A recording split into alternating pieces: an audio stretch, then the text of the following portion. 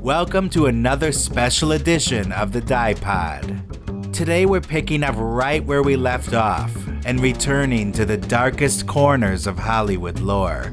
Really? So get ready for another helping of outlandish urban legends. Was Singer Avril Lavigne replaced by a doppelganger named Melissa? Wow. Does the ghost of a little boy appear in the movie 3 Men and a Baby? Did Steve from Blue's Clues really die of a heroin overdose? Whoa. Wow. Woo. All those questions and more will be answered on this episode of Death in Entertainment. Live from Los Angeles. 911, what is your emergency? Here in Hollywood now. 2 counts of murder, Injury and death. Oh my God. Shocking new details. that has stunned the entertainment world. This makes me a little nervous. The hair stood up on my arms. Just like in the movies. What do you call this thing anyway? Death In entertainment. Welcome back, everybody. This segment is called In the Scare Tonight. Very nice. Phil Collins' debut single, In the Air Tonight, from his album Face Value in 1981. Big hit. Mm-hmm. I can feel it coming in the air tonight. But this is about a real story of something that really happened in Phil Collins' life, right? Something like that. So the story goes that one of the stories, there's so many, he witnessed somebody drowning. Yes. But he did not save that person. And he felt so guilty that he wrote this song about it. I'm sure the person who died would be I would be preferred that he saved him instead of writing the song. It's so dumb. It's like people are just literally taking a lyric from the song and making it a true story.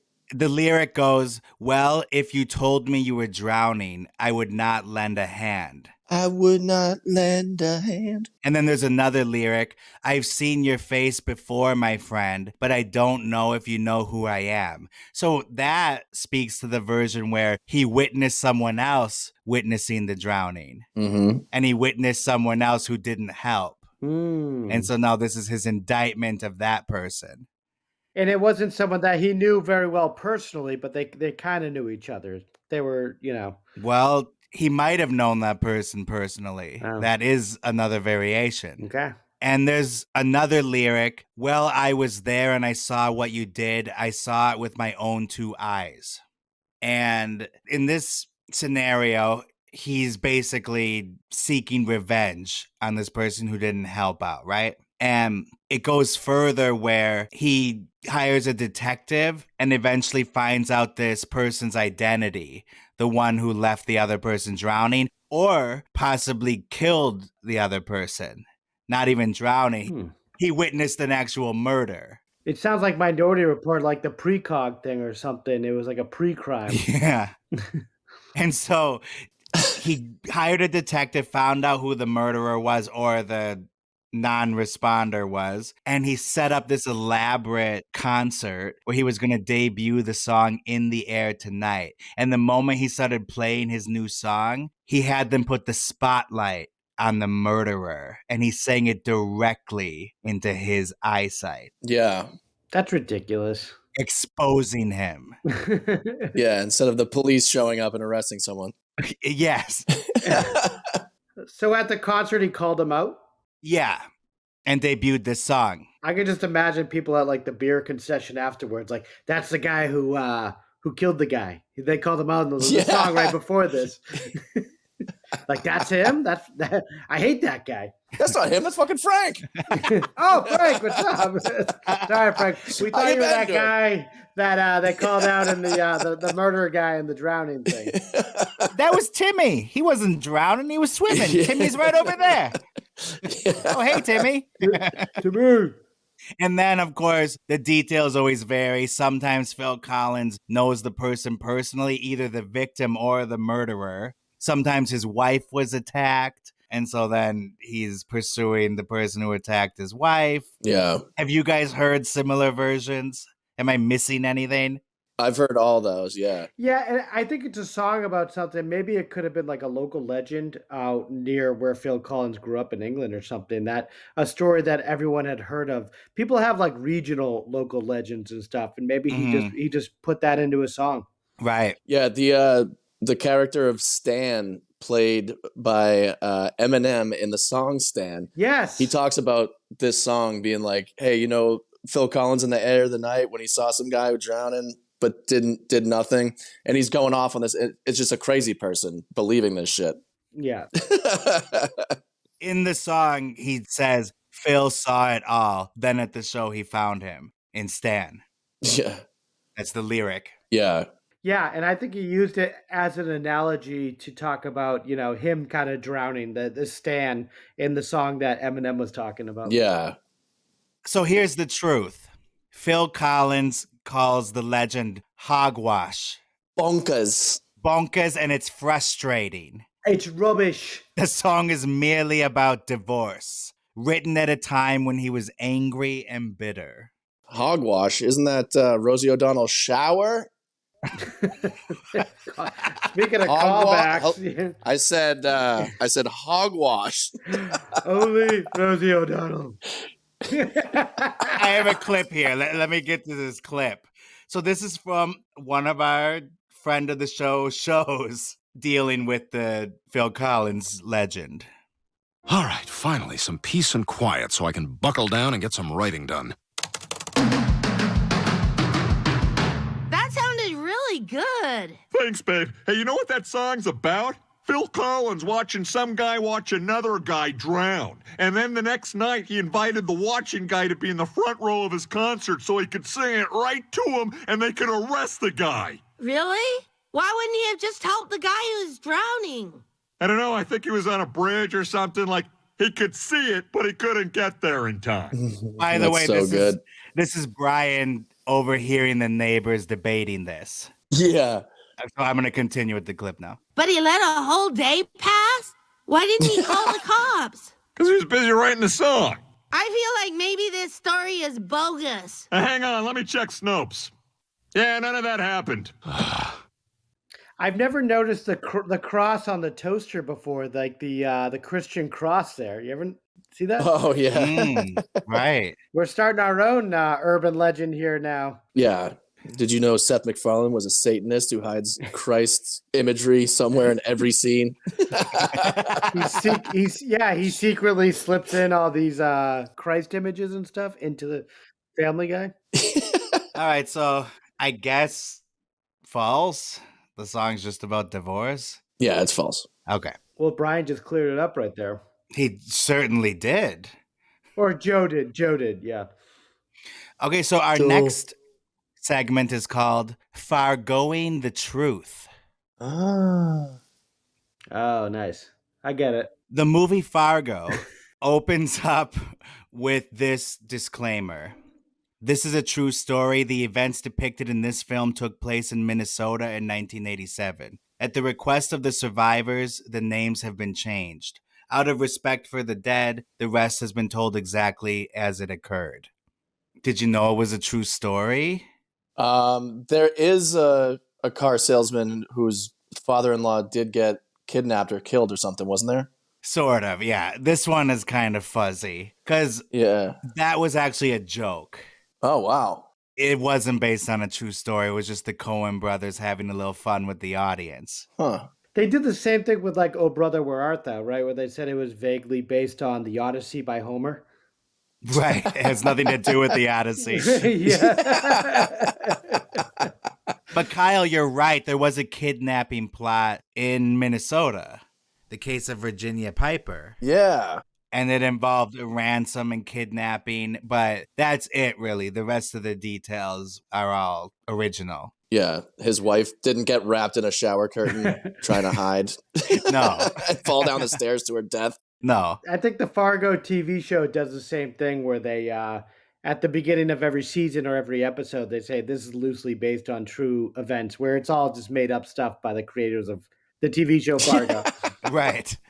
And then there was the story of Helly Crafts, who was murdered in 1986. They got some elements from this. She was a Danish flight attendant who was murdered by her husband, Richard Crafts, and he disposed of her body in a wood chipper. Ooh, boy. Oh, okay. So that's where that was taken. Like elements of the movie are taken from real life. Yeah. And her death brought about the first murder conviction in the state of Connecticut in which a body was never found. Ah, circumstantial evidence. Yep. Case is made. So there we go. Fargo, original movie. There was a Japanese movie in which a girl comes to America, goes to Fargo, North Dakota, in order to find the money that was buried in the movie, thinking that it was real. Oh, that's so funny. Yeah, I forget. Is it a documentary? No, it's a real narrative movie. I can't think of the name of it right now, but she just like lives in like a hellish existence. It's either Korea. No, it's Korea, I think. What is the movie called? Damn it, I can't think of it right now. Well, let us know. All right, are we ready for our next one? Yes. Yes. The next segment is called Goldsplatter. Oh my God. Oh, I already know what you're going to say about this one. James Bond, Goldfinger, one of the top Bond movies, released in 1964. Well, in the movie, Goldfinger, the villain's secretary, turns on him and he gets wind of this. So he murders her by painting her body gold. King Midas. And we have a little clip of that scene where Sean Connery as Bond discovers her. That's a lot of gold. Jill?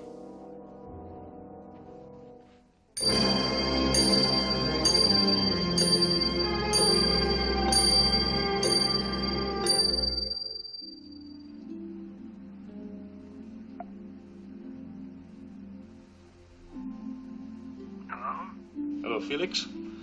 Get over here right away. What's up? The girl's dead. Think? Masters, Jill Masters. She's covered in paint. Gold paint. Send Ray Donovan. Okay, so the story goes that actress died on set after being covered in paint because you breathe out of your skin, and so they covered up all her pores. Yeah. Mark mentioned cover-ups on The Wizard of Oz. They were so spooked that the crew covered it up. Oh, wow. And the actress was never heard from again. She didn't appear in another movie. So goes the story. Wow. But she was seen again after, though, right? She's been seen in public. Possibly. Not according to the legend. Okay. And as you can see, the cover of Life magazine, not the cereal, the actual magazine, iconic. For some reason, her covered in gold, it just became the face of the movie. So she was everywhere, but then suddenly she really wasn't anywhere in the industry after that. So that's where this rumor gained steam. Yeah. The truth of it all, of course, is that actress Shirley Eaton, who portrayed Jill Masterson in the movie, retired after doing a few more films so that she could raise a family. She even wrote a book titled Golden Girl in 1999. Ah, very nice. I wonder if there's just like little pieces of gold still on her somewhere. She just wasn't able to get off. Yeah. She's still trying to wipe it off. It never leaves you. I'd leave it on. You know what her net worth is in that paint? Yeah, exactly. Yeah, it was real gold, I heard. All right, so this one was false. I think we can agree on that, right? Yeah. It's funny. That's still like it was an urban legend when I was in high school. I remember people saying that if you covered yourself in antiperspirant deodorant and covered all your pores, you would die because your body has no way to get the same exact thing, like breathe out of the pores. And I remember I stopped a science class when I was in 10th grade and asked my science teacher if it was true. And he was just like, what? No. Just like, anyway, back to the lesson. Because you can still breathe out of your nose and mouth. Yeah. It's like so annoyed. Did you pass that class or did you get like a D minus? Oh, I got, like an F minus. He was held back. Yeah. They send you to the principal's office for asking the dumbest question possible. Yeah, exactly. Get this idiot out of here. Which shows that there are such things as dumb questions. Yeah. Oh, yeah.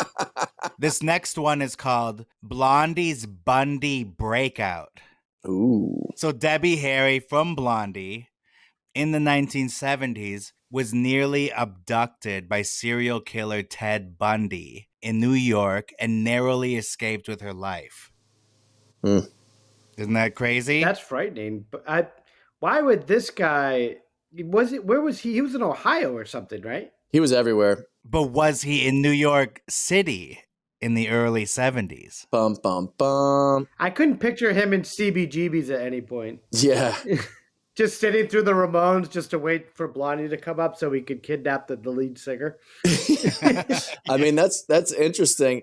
A lot of the places he was, they were very rural places, so it would be interesting to think, maybe that was a part of his plan the whole time, never go to a major city. Yeah, he just leaves his car on with the hazards out front while like he goes in to get her. Yeah, double parked. Double parked. Hey, buddy, can't park there. That's basically what happened here. She was hitchhiking and he invited her in the car, and here's her account of it. This is her telling the story on RuPaul's podcast, What's the Tea? Of course. It was boiling hot. And this guy was kind of good looking. He had on a white like a dress shirt, and he had dark curly hair, very good looking. Yet he stank to high heaven. He smelled so bad, and it was so hot, and I couldn't. You could have used that. And then I looked around and I said, "Well, why does he have the windows open?" And then I looked at the door, and there were no handles. Oh. But the window was open this much at the top, and I was a lot skinnier then. So I wiggled my arm out, and without him actually noticing, and I opened the car from the outside, and I didn't notice you sticking your arm through that. He must have been out of it. Well, he spun out as soon as he realized what I was doing, and it actually helped me with momentum to get the door open and fall out. Wow. Wait, so this is actually real? It is, except that there's this author, Anne Rule, who wrote a book about Ted Bundy, and she says that he was not around New York in the early 70s. Yeah, I mean, how would they know? His hair's not that curly either. Right, that too. And Debbie Harry is the only person that has described him as smelling bad. Everyone else said he smelled like roses. Brilliant. Like roses. Yeah. But also that author said that there's a lot of women who actually had the false memory of encountering Bundy, that it was a common phenomenon. Oh, I'm sure, yeah. So Blondie, Debbie Harry, she's aware of the skepticism, but she still maintains that he could have been on the run. He was constantly switching states, and that she's pretty sure she encountered him. Wow. So this is one that really I can't say is true or false. I'm not trying to blame the victim here, but I can't believe Blondie was hitchhiking. It's crazy. No, but it was a different time. In the 60s and 70s, people hitchhiked all the time. And they weren't famous till the 80s, right? Blondie would have been up and coming then. Yeah, late 70s, early 80s. Yep. Yeah. Either way, she had this scary encounter. Yeah, exactly. Okay, so this next one is called 3 Men and a Little Ghost. This is a good one. This is a legendary one. Yeah, urban legendary one. Yeah. All right, so 3 Men and a Baby, directed by Leonard Nimoy, actually. That's so crazy. So weird. Cambridge native. Oh, wow. Yeah, Boston, baby. All right. Welcome to the party. Woo. Made huge stars out of Tom Selleck, Steve Guttenberg, and Ted Danson. Yeah, I would argue stars. Ted Danson was already a huge star before this. I love how you said this launches them. Yeah, and Gutenberg. What are we talking about here? And they stayed big stars. Yeah, and Tom Selleck was Magnum PI. Yeah, I've never heard them say, I owe it all to Leonard Nimoy. Yeah, this movie made me. This baby made me. So look, this was a big hit, by the way. It was in the top 10 money earners of that year, 1987. And a year where there was some big blockbusters also that were going up against. Beverly Hills Cop 2, I believe, was the #1 movie that year. Wow. Yeah, I think The Baby really made this movie. That's where all the box office power came from, was The Baby. Yeah. Mm-hmm. And so it's a comedy where 3 men have a baby. That's it. Yeah. Okay, so in one scene when Ted Danson's character's mom is visiting him in the apartment, when she picks up the baby, you can see the ghost of a little boy behind her. Dun, dun, dun. All right, shall we watch the scene? Yeah. Hold on. So we can cut this if I'm jumping the gun, but apparently the urban legend was this kid was killed with a shotgun. Mm-hmm. And when it pans one way, you see the kid. And then when it goes the other way, you can see the shotgun. Possibly. Let's see. Look at the way she's looking at me. Okay, so there's the ghost. The boy's just creepily looking over their shoulders. I thought the point of ghosts is that you can't see them. Not this ghost.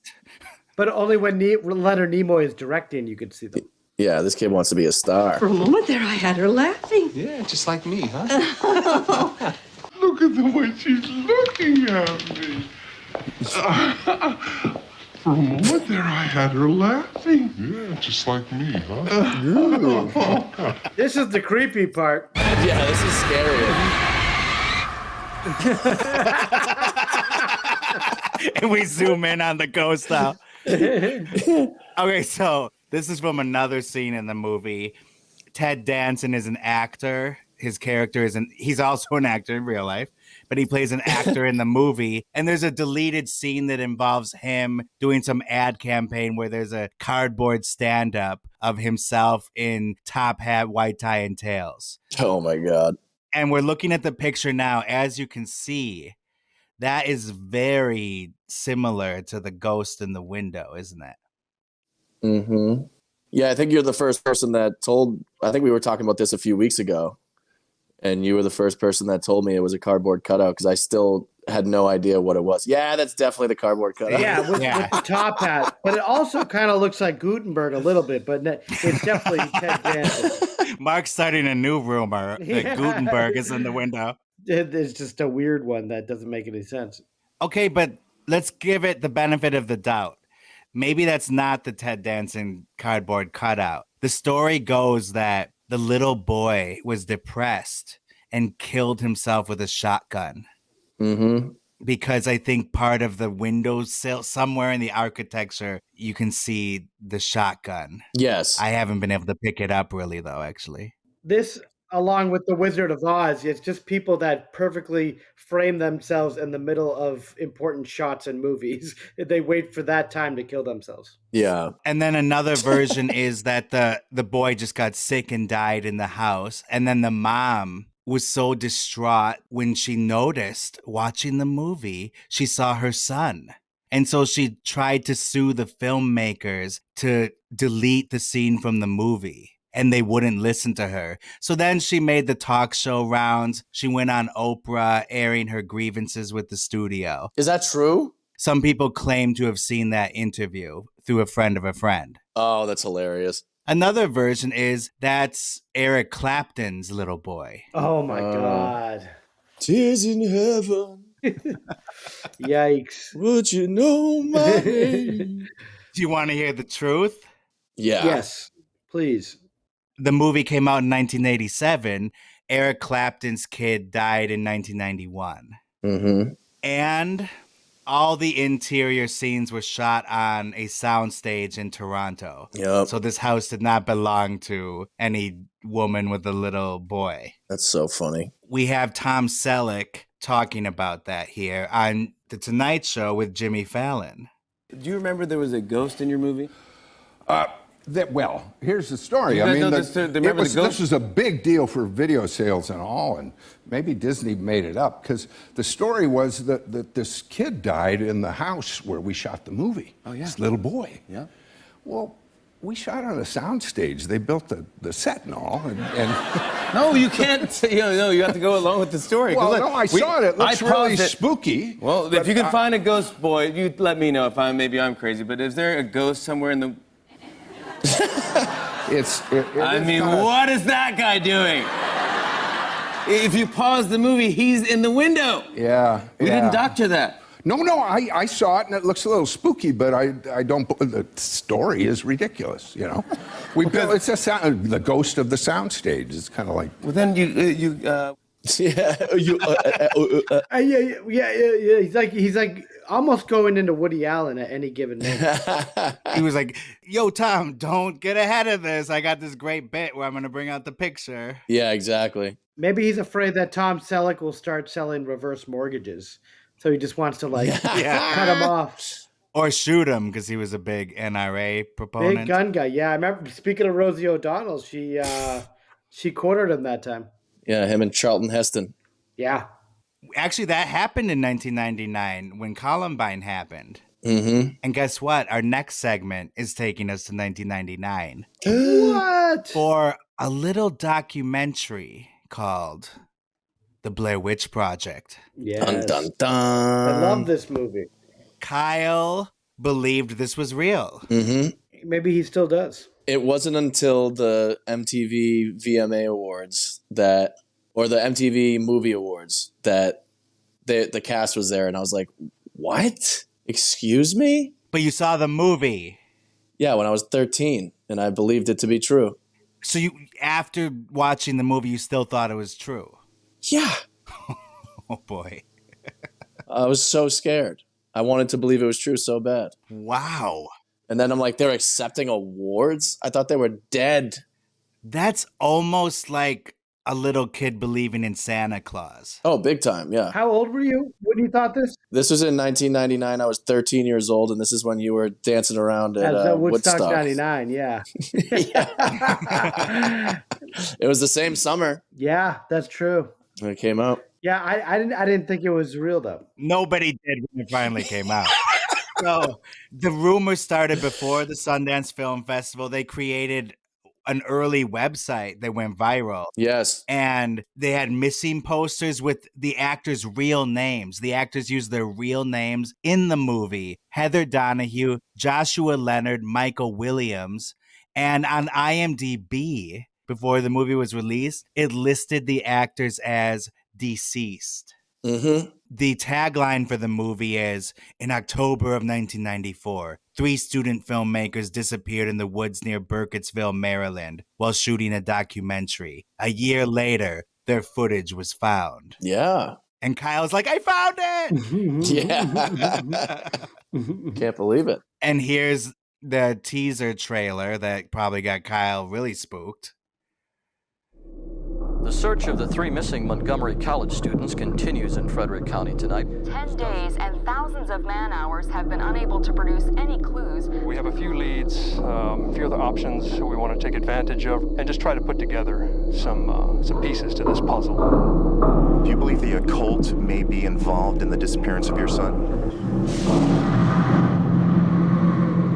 So oh Jesus, that worked on me a little bit. Yeah.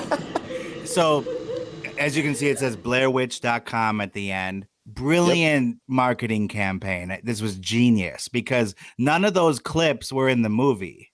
No. And they had like files on this website too. Mm-hmm. From like police reports and stuff. So I'm like, this has to be real. Why would they lie? Well, I do respect this type of marketing, though. Like, all these things are taken. Like, whatever distributor that was distributing The 3 Men and a Little Lady, whoever's doing this madness of making it seem like these people are really dead, I think it's kind of genius. Yeah. This was. And this is the original website on the Wayback Machine. Nice. The filmmakers, they acted like the 3 actors were the filmmakers. Mm-hmm. They're real here. They have photos and, bios. That's awesome. Yeah. And this really worked, obviously, because I won't harp on you, Kyle, but living proof. There were special people that thought this was real when it was released. And it shocked Hollywood, really, because Runaway Bride was the #1 movie when it debuted. with Julia Roberts, and Blair Witch was number 2 that weekend. And it was on way less screens. It went down as like the most profitable movie of all time or something compared to like what the cost was based on what the box office was. And then Paranormal Activity took that title, and that still holds today. Really? And My Big Fat Greek Wedding. Really? Which one doesn't belong? Really? I know. Yeah, it's 2 found footage horror films that cost $10,000 a piece to make. And one is Nia Vardalos giving one-liners. She tried to do a sequel to that. It just didn't work out. Like my Big Fat Greek Funeral or something. No, I'm serious. She did like a follow-up and it bombed. It had the very original title, My Big Fat Greek Wedding 2. The bitch is back.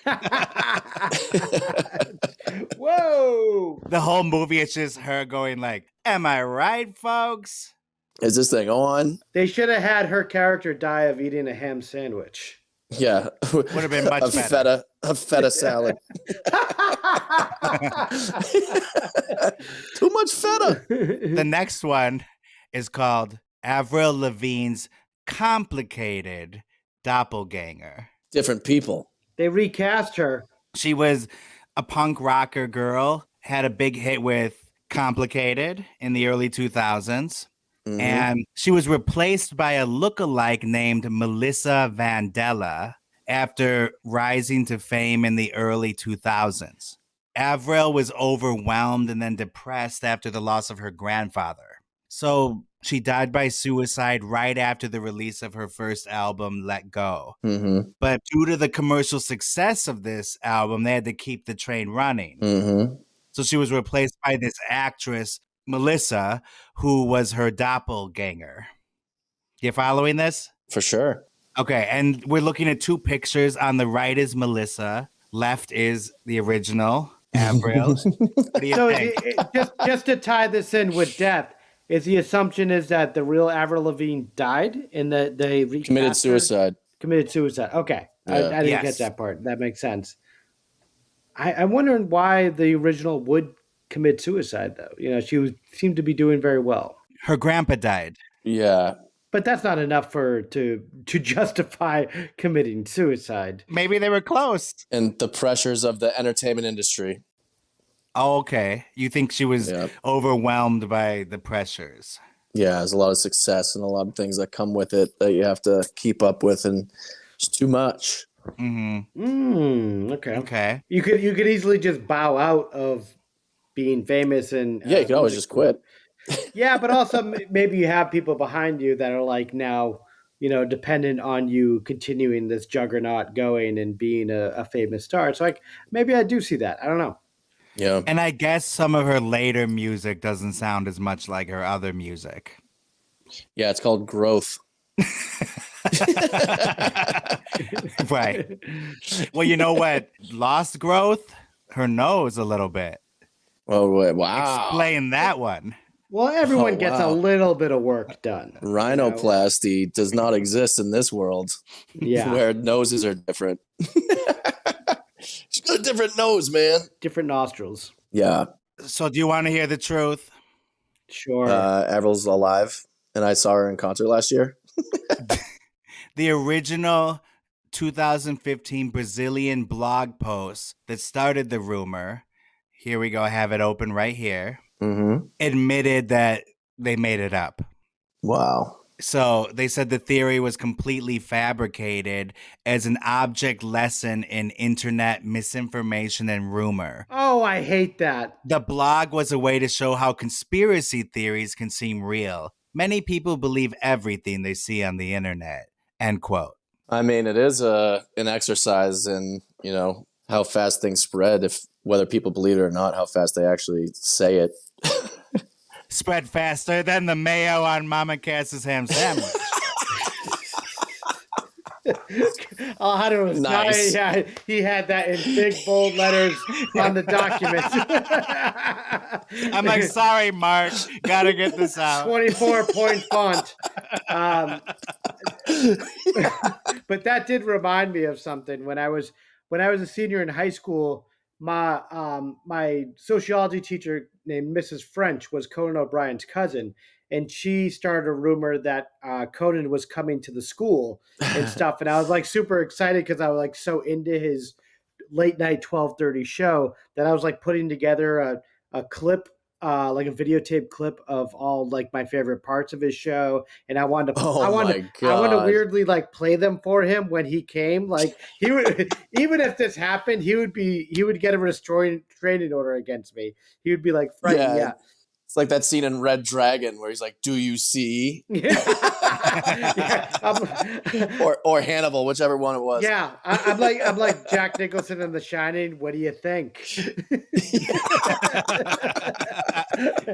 You're like Rupert Pupkin from The King of Comedy. Yeah. I just need you to see my videotape that I made for you, and I'm gonna make you eat it afterwards. No, but he. It turns out she was just trying to do like a sociological experiment about rumors. And then I confronted her on this and she admitted that she was lying. Mark cracked the case. What is with your school? She was really his cousin. Yeah. What's with my school? Well, because you had that other rumor about the AZT in the parking lot. Yeah. That was in the woods that my biology teacher was having sex with a man, and there was a big bottle of AZT was with them that some hockey player started because he got a D in his class. Oh my. So yeah, I think rumors spread like crazy in my school, and it just shows. I think it is a good place to do that experiment because it was a big school, and then like these rumors would fly like wildfire. Yeah, I love that. Let's see how fast one rumor can fly in a school full of children. Like, pretty fast. Yeah. I know who have nothing else to talk about, but sports and in rumors like this. Right. Okay, so we don't believe this one, right? No way. False. Okay, well, that brings us to our final segment. Bum, bum, bum. Number 13. Lucky number 13. Ooh. Lucky number 11. I call this Heroin Blues. Nice. The kids show Blue's Clues premiered to very high ratings on Nickelodeon in 1996. Was a sensation among the toddlers. Mm-hmm. Based a bit off of Mr. Rogers, where kids are encouraged to help hunt for things and learn the alphabet. I don't know, whatever. It's educational programming. Yeah, it broke the fourth wall and spoke directly to you. It did. To you, Kyle. To me specifically, yeah. Yeah, when you were 13. Yeah. Yeah, can you find the actual death certificate for the Blair Witch victims? No, you can't. And I'm like, yes, I can. They're right there. Kids, do you know what a movie is? Nope. They're characters, and it's written, and it's fake. No, it's real life things that actually happen in the real world. Okay, so the host, I guess you would call him, it's this, what would you say, an affable guy, very clean cut, kind of preppy dressed. Yeah. His name, the actor's name, is Steve Burns. He was part of that show's success, wouldn't you say? Absolutely. I think it was all him just talking to the camera. Mm-hmm. Well, the story goes that, unfortunately, he died of a heroin overdose. Mm-hmm. Sad. Or he was run over by a car. Or he was arrested for drug possession, probably heroin, and put away for a very long time. Ooh. Yeah. Or he became a porn star. Yeah. And then in some variations, he was replaced by a lookalike. Not Melissa, but an even better lookalike. That's more fun. Who became Mr. Steve 2 or whatever his character's name is. I don't know. Yeah. Was it Steve as well? It was Steve on the show, yeah. Okay, so it was the same name, kind of like Blair Witch. Yeah. So did you think this guy was real on the show? Oh, hell yeah. Did you think he was just talking to you? He was just talking to me. So these death rumors first surfaced in 1998. And like all the rumors in Mark's school spread like wildfire, leading creator Angela Santamero to appear on the Today Show in a segment about how to talk to your kids about the Blue's Clues death rumor. Wow. So I'm sorry to report that it's not true. This urban legend is dead. Are you let down by that? Well, in the last few years, he's come back and, he's back in the cultural zeitgeist. I saw he did. I don't know anything about him, but I did see that he did a video where he says, "Hey guys, I'm still here" or something. Yeah, he pulled the Mark Twain. Reports of my death have been greatly over-exaggerated. We got it right here. This is from 2022. This is a Variety interview, and then at the end is that clip, Mark, that you were just talking about. He looks like he's like David Koresh's assistant now or something. Yeah, the Hare Krishnas. Walter White's lost son. Yeah. All right, let's see what he has to say. I'm Steve Burns, and I'm going to address the rumors about me. Oh my God. I did not die in a car accident. I did not die of an overdose. This is the worst Dr. Seuss book in history. I just imagine someone being like, yes, you did. The death rumors were at one point so persistent that I used to try to create my own. I died in a whaling accident in Nova Scotia. What did happen to me? I got old and I very on purpose disappeared from public life. I made wonderful Always on purpose, right? friendships. I had the greatest dog ever. I built a couple homes. I saw a good part of the His name was Blue. Get it? He turned blue. I went to Antarctica, which you don't need to do, probably. I guess I just wanted to say that after all these years, I never forgot you. Oh my God. Thanks for listening. Oh, I know people that watched that and cried. Oof, I'm going to throw up. Yeah, well. Yeah, I wanted to cry at how, cringy that was. Yeah, it's so cringy. Yeah, he starts it by saying, like, remember one day I just, left? It's like an abusive dad coming back and being like, you remember that time I left? He literally just goes like, I just wanted you to know I never forgot about you and I still love you. And I know people who watched it and were like, because they were fans of Blue's Clues? Yeah. Ah, okay. I'm not sure I would care if Big Bird suddenly released a message saying he didn't forget about me. Yeah. There's a crazy thing where Big Bird was actually supposed to be on the Challenger that exploded. But instead Get they did. out of here. And the Blair Witch people. Yes. So there was this whole thing where Big Bird was supposed to be on it, but because they wanted to get kids involved in like thinking about the space program. And instead they were like, why don't we just have a contest where a teacher gets on? And so Big Bird almost died in the Challenger explosion. They just see a bunch of yellow feathers falling into the ocean. A beak lands on top of a building. Yeah, just destroys a kid. It lands in a kid's kneecap. He's like, ow!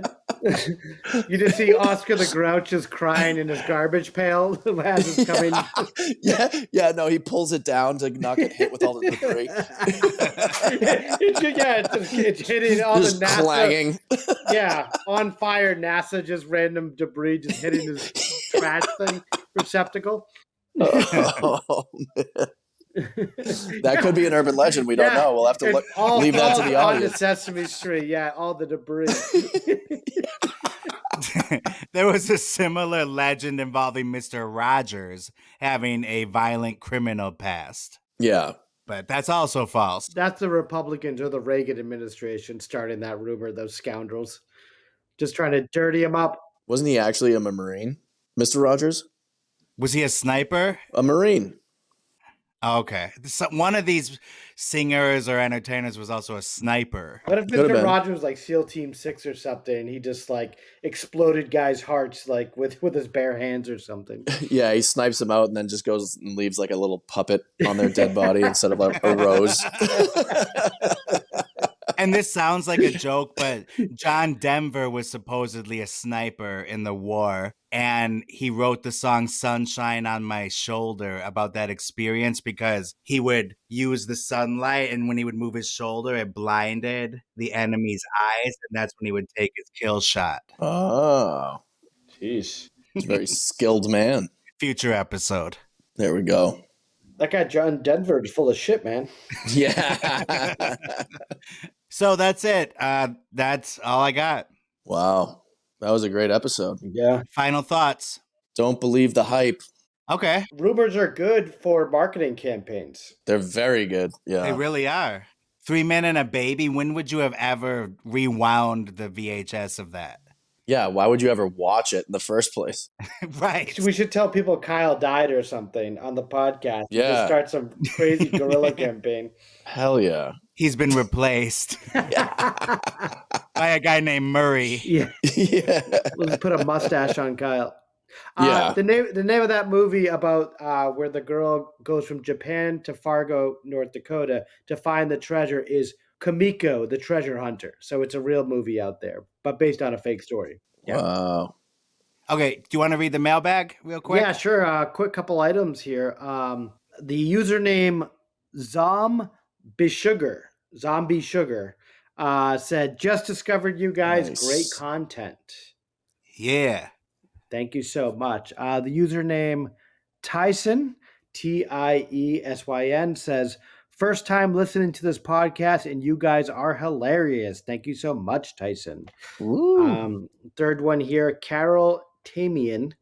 Please continue this podcast, guys. It is awesome. With 5 E's at the end. Thanks, so Carol. thank you, Carol. Thank you, Carol. I'm Carol. Too kind. That's all I think of Horatio Sands Yeah. on SNL. I'm Carol. Oh. Speaking of canceled people. Oh, boy. Speaking of canceled, yeah. Way to end it on a bad note. Yeah. And speaking of Jimmy Fallon also, so that's another side thing. Yeah. We'll talk about later. All right, Daddos, love you. Thanks for putting up with this odd episode where we're all in different locations. But hey, we had fun, and we hope you had fun too. Yeehaw, baby. Amen. And check us out for our TV debut on Vice TV, the episode of Brittany Murphy's death called Resolved. That's right. We've signed all the releases, and they're going to air. Yeah. So. Checks in the mail. Yeah, I got lost. Yeah. Now I can get that surgery I've been waiting to get. Yeah, that's the urban legend. We actually got paid. And then, of course, Exactly. follow us on Instagram, Twitter, YouTube, and Patreon. Of course, Patreon. I like to end with Patreon. That's where we really want you. Yeah. Yes, absolutely. Support the show. Please. And that's all we got.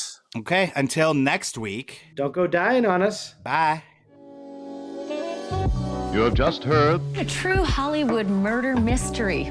I have never seen anything like this before. The movies, Broadway, music, television, all of it. A place that manufactures nightmares. Okay, everybody, that's a wrap. Good night. Please drive home carefully and come back again soon.